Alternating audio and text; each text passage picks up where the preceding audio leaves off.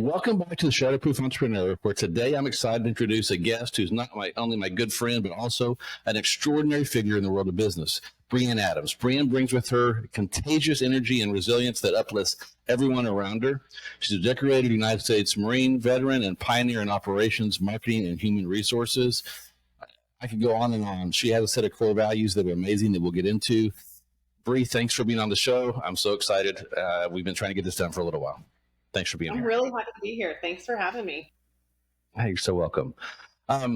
You've got a different background than a lot of the entrepreneurs that we have on the show, which makes you is one of the things that makes you unique. So let's kind of dive into that a little bit. So you've gone from the military to have been an employee in companies. Now you have your own company. And are building your own businesses. So let's kind of start back. So when did you go into the military? What did you do? Let's kind of talk about that.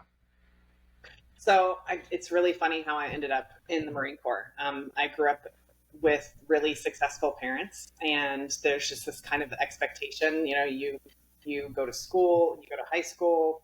I went to private school, and then you go to college, and then you go get a big girl job, right? Like that was just the plan. And I got a little bit of freedom when I was supposed to be studying and got kicked out of college. And my dad, he sat me down, he said, listen, I don't care what you do, but you're going to do something. Just don't join the military. So I was like, challenge accepted, and walked into the Marine recruiter's office. And it's funny how that happened too. I didn't have a family with like a huge military background. It was just that thing. I saw a commercial when I was 6, the Marine with the little boy that walks up to him. And I think they still play it. So that was my introduction into the military. But I walked into this recruiter's office and he didn't even look up from his desk. And I was like, hey, I want to join the Marine Corps. And he's like, get on that bar. So the requirements for women when I joined was you had to do, part of the PFT was you had to do a dead hang. Like you had to hang from a bar for 70 seconds without straightening out your arms. And he wouldn't even talk to me until he knew I could do that. So I was like, oh, well, now I feel like I'm kind of in the right place because this guy just looked at me and my dad told me I can't. This guy just looked at me and told me I can't. So let's go. And it ended up being the best thing that ever happened to me. I had a lot of growing up to do when I joined the military, and it really is just a bunch of kids when you start. They're mostly kids. We're almost kids. But you learn how to grow up really, really quickly. And it was exactly where I needed to be. It's the reason I am who I am today. So what sort of things did you do in the Marine Corps, the things that you can talk about?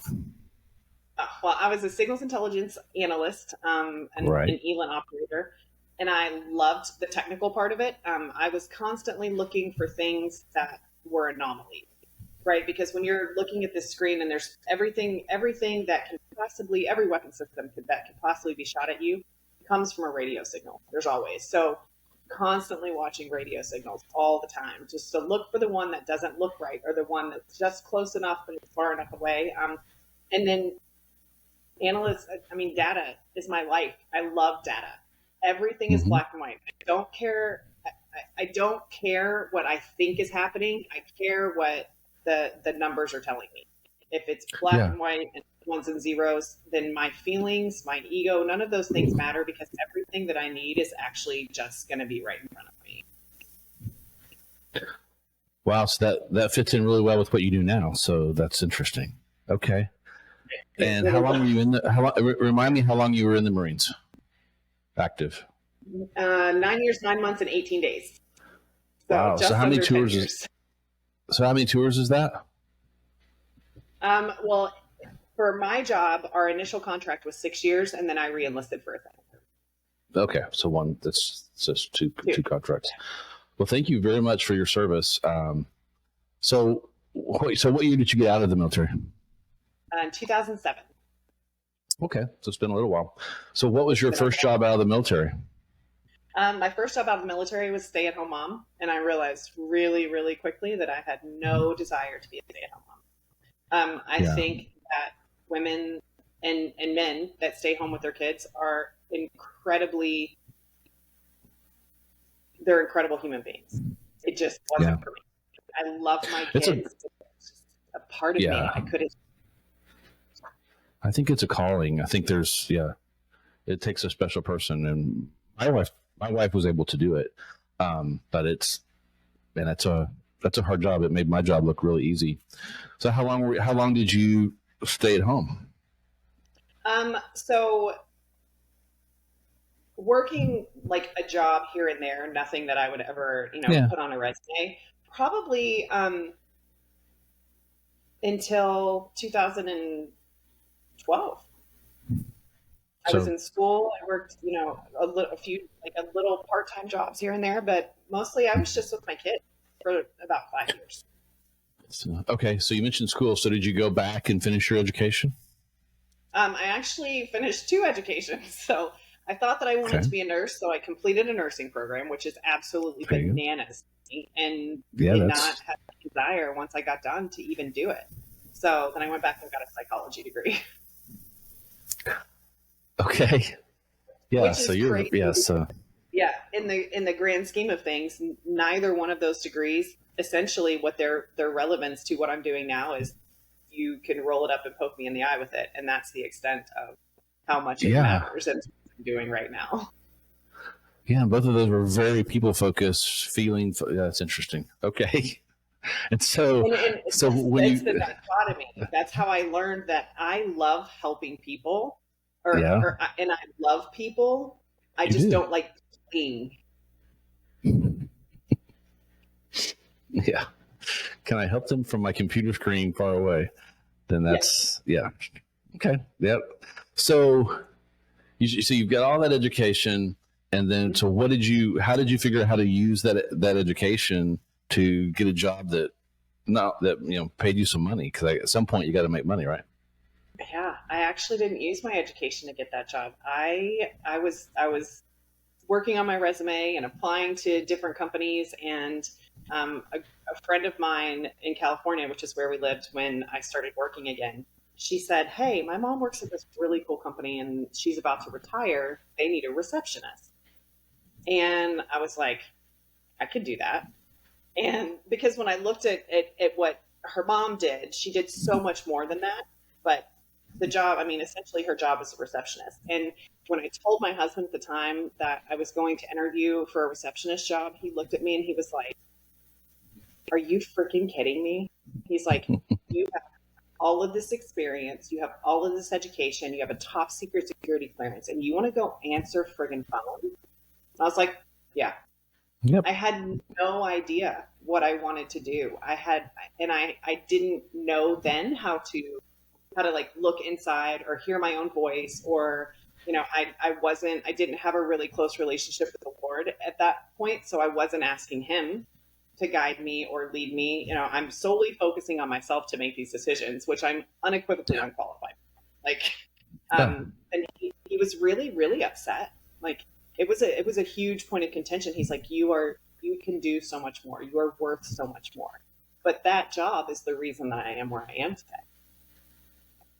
Because that's where I found that was the place that I'm like, okay, I thought I was answering phones for $16 an hour, but I didn't answer phones very long, because I figured out really quickly that there are a lot of different moving pieces in that. There's people, there's processes, there's systems, there's tech, there's parties to plan, there's meetings to prep for, there's board meetings. There was so much more to it. And when I learned how good I was at juggling and pivoting and just never getting stuck, things that when most people freak out when something crazy happens, my heart rate drops and I'm like, oh, it's go time. It's where I'm, chaos is where I'm comfortable. Yeah, so all that training came together to make that work, but you had to really, you had to be humble enough to take that position that you were way overqualified for, to figure that out. We both have, kids that are kind of at that point where they're trying to figure stuff out. And I've had this discussion with my youngest Luke recently that, well, I'm 22 and I've got a college degree. I can't do that job. I can't get only paid that much. And it's like, sometimes you have to be willing to take a job like that to figure out what God really wants you to do, and to discover maybe some skills that you don't even know you have, or where you fit in the world. So if you're listening, don't be afraid to take something that's not quite what you imagined, because God can take that and turn it into something huge for you. And we're going to, as we go finish out this conversation, you're going to see where this has taken Bree, but only because she was willing to humble herself and do that job. And she may not even realize at the time that's what she was doing, but you were for sure.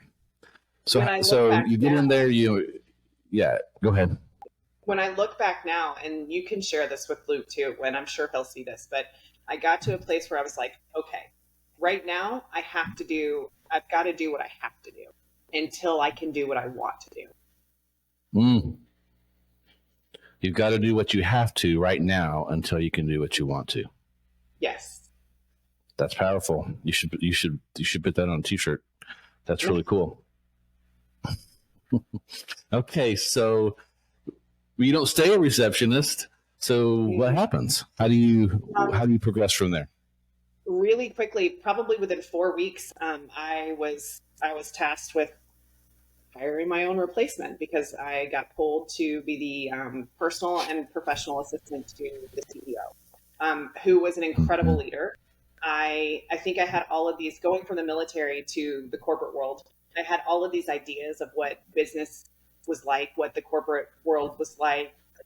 I worked in a place where it didn't matter what you wear. Dogs were everywhere. You know, it was a high-end lifestyle apparel company at the time, and now it's so much more than that.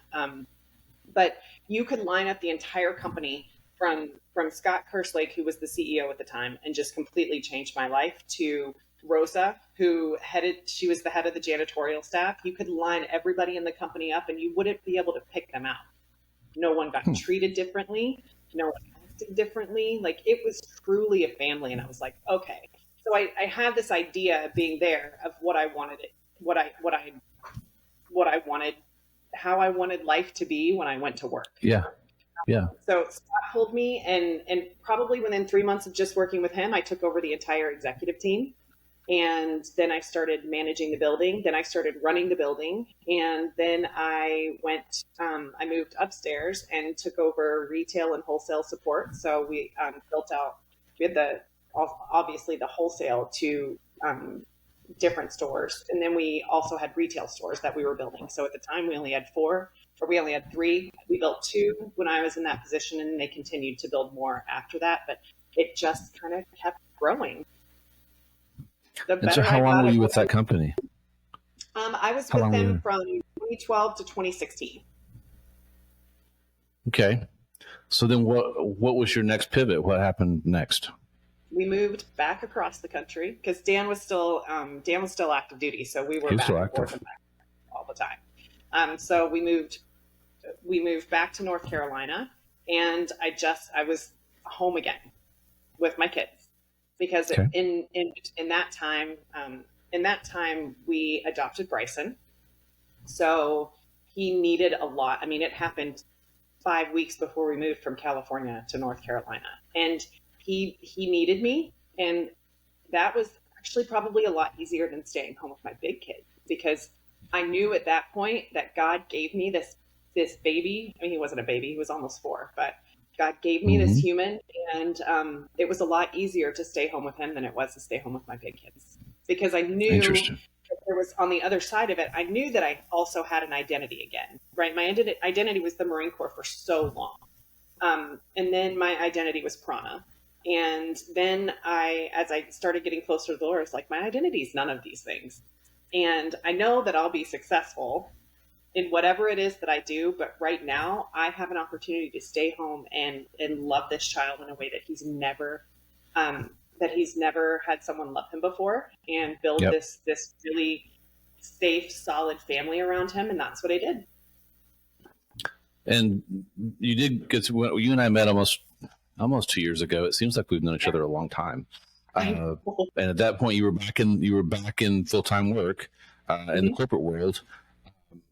And we were both at an event, and if I remember, that was one of your first of those kind of events to go to. And then that's where you kind of started your journey and started thinking of yourself as how can I be an entrepreneur? Mm-hmm. Right. It is. Because I had a big girl job, a big girl W-2 job for, almost 2 years before that. I was the COO for a company. And I love that work. I didn't love the environment that I worked in. And I'd healed enough and I trusted the Lord enough at that point that I didn't stay around, which is crazy because I think that the longer that I'm in business, I think the biggest thing that I've learned is you have to leave fast. You got to fire fast. You have to leave fast. Like you can't fix something that isn't broken. You just don't fit into, if that makes any sense. Yeah. And I was self-employed before that, not a business owner, because I've learned there's a very big distinction. And I was doing the same kind of work freelance, but I hadn't built a business around it like I've done. Hey there, it's Scott Reed, cutting in for a quick moment. If you're enjoying the podcast and finding value in our discussions, you're going to love the Access Plan. It's designed for entrepreneurs like you, offering unlimited legal advice without the worry of high hourly fees. With the Access Plan, you can get the legal support you need at a flat monthly rate so you can focus on growing your business with confidence. Head over to reblaw.com/access to learn more and join Access now and get busy shatterproofing your business. Now let's get back to our amazing guest. Yeah, so describe the difference for me, because I totally agree with you, but I'd like to hear how you distinguish the two. So for me, it was when you're self-employed, you will take whatever work you can find. You will work with anybody that is willing to give you a paycheck. Mm-hmm. When you're running a business, you can't do that because everybody's not supposed to be in there. Everybody's not supposed to be your client. Everybody's not supposed to be your employee. But when you're self-employed, you'll do anything for everything, and sometimes for nothing. And for nothing. And there are businesses that still do that same thing, because, and I've fallen in this trap. The owner founder still has a self-employed mentality. And so they keep taking everything that fogs a mirror instead of developing a client avatar, a red rope policy, whatever you want to call it, where you only let the right people in. And until you figure that out, you don't really have a business. That's one of the criteria, is that you've got to know who you serve and only serve them, and be willing to say no to people that don't fit. And that's easier said than done. It's hard to walk away from money to do what you're meant to do, because money is still tempting, and in various ways, and you can really fall into it. Can hurt your business generally because you're not going the right direction, but it can also be a distraction into something that can get you into trouble. So you got to watch that from both ways. So you took all these skills that you have, and in 2022, you decided, I'm going to be an entrepreneur. And you're my Go High Level expert, but that's not what you are. So now your company is Tact Digital. So tell the audience, what do you do and what does your company do? So Tact Digital, I've really niched down, and I actually attribute my working with you guys a lot to really having the space to figure out the things that I love. I'm good at a lot of things, but I don't love things, and love a lot of things. But the things that I do love, I'm great at. And that's been a really fun thing to learn about myself. But Tact Digital is a company that focuses on high level. So I will build out agencies for people that want to run a SaaS agency. I will, there's nothing about high level that I don't know or am unwilling to learn. It's my favorite software. I love it. And I learn something new every day. Like the first thing I do after I wake up and pray and meditate is I sit down and I'm like, I get on their YouTube. I'm like, what videos came out? What's new? When's this thing going to be released? Like, there's just, I just love learning about it because it can really, truly change business lives. And then I've also learned that I love SEO and Google. So, okay. I didn't know that. I kind of like moving in quiet, but I've been getting certified, and I've got a couple clients that are letting me test out my new skills, and it's actually going really, really, really well. So that is what TAC Digital is going to focus on: high level SEO and Google. That's okay. Those are great. And I'm glad to know that. And that kind of links up with what we were just talking about. If you're going to change lanes a little bit and go from building agency stuff and go high level to doing SEO, then you want to do what she just talked about. You do it with intention. You have a plan. You do some testing. You don't just suddenly switch lanes and say I'm an SEO person, because if you do that, you're going to get smacked. So take the time. I mean, you don't have to have a full-blown business plan, but make sure that you've considered the risks, that you've considered the costs. Can you actually make money doing it? And go through that analysis, and then do some testing, and then do a launch. And if you'll do that, your chances of catastrophic failure are much less. I mean, you may fail. That's okay. Failing is not a problem. We just want our failures to not be real costly so that we can move on. Right. You mentioned something that I think is super important, and I call it the art of quitting. And you've got to, the faster you learn to quit things that aren't right for you, whether it's a business offering, whether it's a job, a relationship, then you can move faster to what God has for you. Because, I mean, we just make mistakes. We get in the wrong spot. Sometimes we didn't ask God if we're supposed to do this or not. Sometimes we asked and didn't hear right. Sometimes we're supposed to be there for a season. Yeah, sometimes it's not a mistake that we're there. Sometimes it's really important that we're there. The mistake would be in staying longer than we need to. Like, there you go. When God tells me to move now, I move. I don't have to understand it. It doesn't have to make sense to me, and it doesn't have to feel good, because I have really learned over the last 2 years, I don't have room. And it sounds so cliche, but it's so true. I do not have room in my life for both worry and faith. I don't. But if I have faith in God, He'll carry all that stuff for me. Yeah, they technically don't work together, right? If you're operating in faith, it's impossible to worry, and if you're worrying, it's really impossible to operate in faith. So you kind of got to choose. And I know that's not a huge struggle for me, but I know a lot of people that do. I mean, my wife would raise her hand. And so I know that's a real issue. I sometimes err on the other side, that probably there's times I should worry a little bit. Might be more concerned, but I'm just like, God's got it. I don't have to worry about it. And sometimes I should be a little more the other way. Audience, I wrote some outlines for these shows, and one of the things that's on every outline is the topic faith and integration, and where we talk about how does faith integrate with business. And obviously I don't have to like go straight through the outline with Bree, because it just permeates everything that she does. And that's why I enjoyed working with her and spending time with her, because she's just amazing, and her faith journey is cool, and she is very open about it, and that's what this show is all about. So can you give me an example of a time that faith played a crucial role in helping you overcome a professional challenge? Actually, I really, really can. I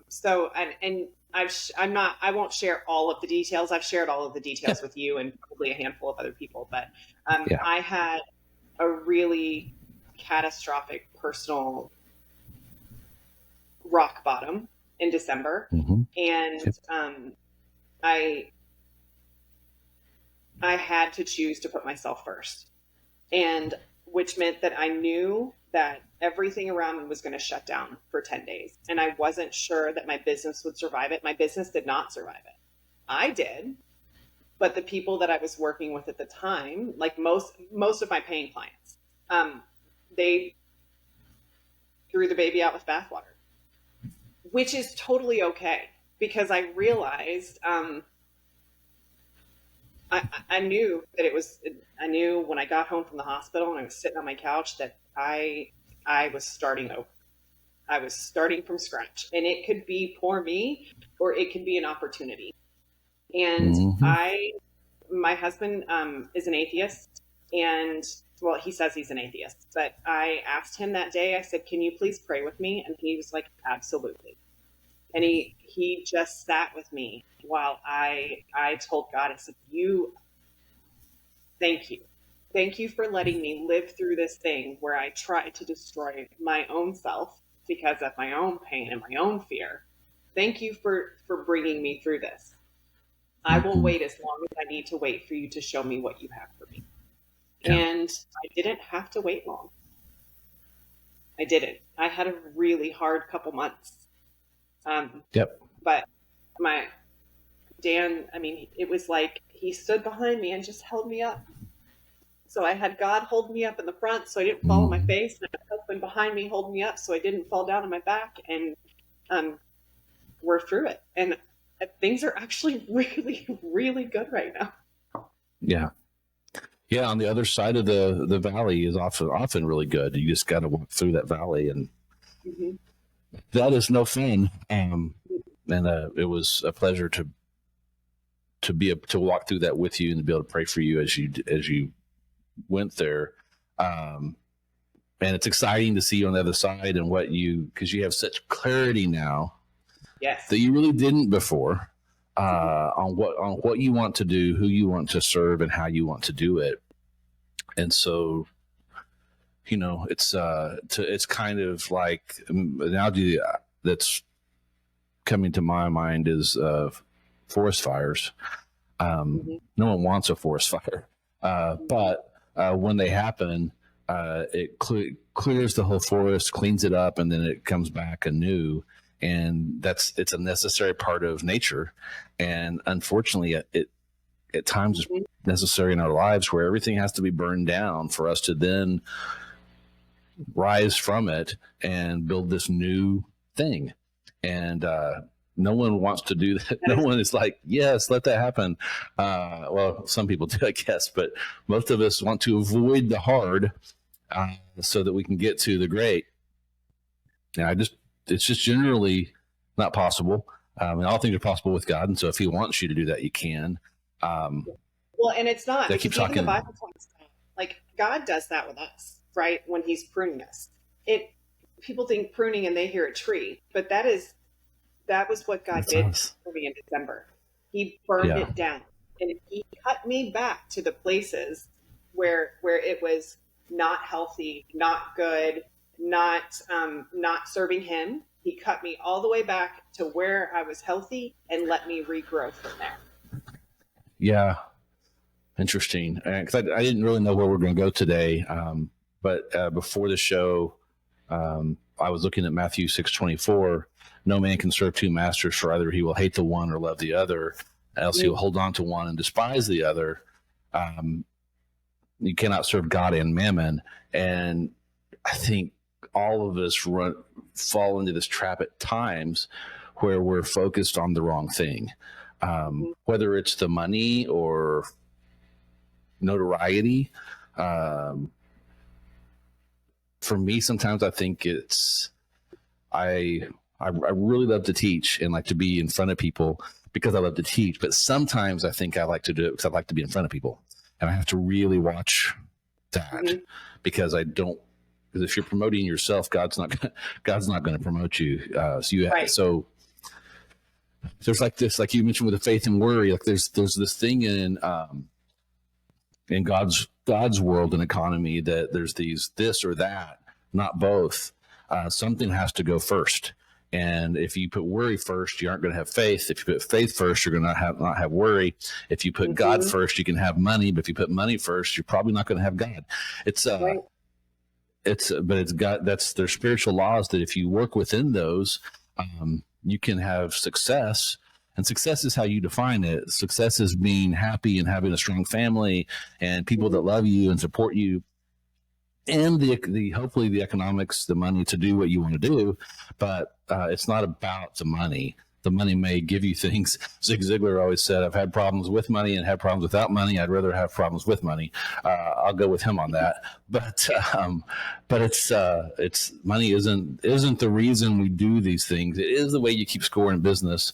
But we do these people to do business to serve people and solve their problems. And Bree does a great job of that for me. She makes my team's life so much easier, because when we run into problems with Go High Level, she will solve the problem, or already knows how to solve the problem. Most of the time, we've just done something goofy. But it's a pleasure working with businesses that do put you first. When they put the money first, you find out really quickly that you don't really matter. It's just about what you're paying them. And so I love introducing the audience to Christian business owners that really do have things in the right place. This has been a great conversation. Is there any specific advice, like if you look into the camera, because there's someone listening right now that is in a spot like you're in December, and what advice do you have for them? Just if you look in the camera and just talk to them. Don't quit. When you think that it's over, it's because it's over for you to lead. Don't quit. Because God's already written my story. He already knows where I'm going. He already knows what he has for me. And if I selfishly take that from him, I will never have the opportunity to see why he grew me. Don't quit. Yep. Awesome advice. Thank you for everything you shared today. What's the best way for the audience to connect with you? You just have to email me, because I don't do social media. It's just tactdigital.ai. Okay. Yeah. So if you fit into any of these things that she's been talking about and need help with your business on that, and I'll be so bold to say, if you're struggling and need to send and want to send out a lifeline, email her, email me. We will be more than happy to talk with you, pray with you, and help you get your business on the other side of the valley. Well, Bree, as we close, I'd like to offer you a blessing, and then we'll wrap it up. Okay. Well, may you be blessed in all your endeavors. May you be prosperous in every aspect of your life. May your path be enlightened with wisdom, health, and fulfillment. May your work not only achieve success, but create an unbreakable business legacy. Ladies and gentlemen, if you've enjoyed this as much as I have, please like and subscribe. And until next week, stay Shatterproof.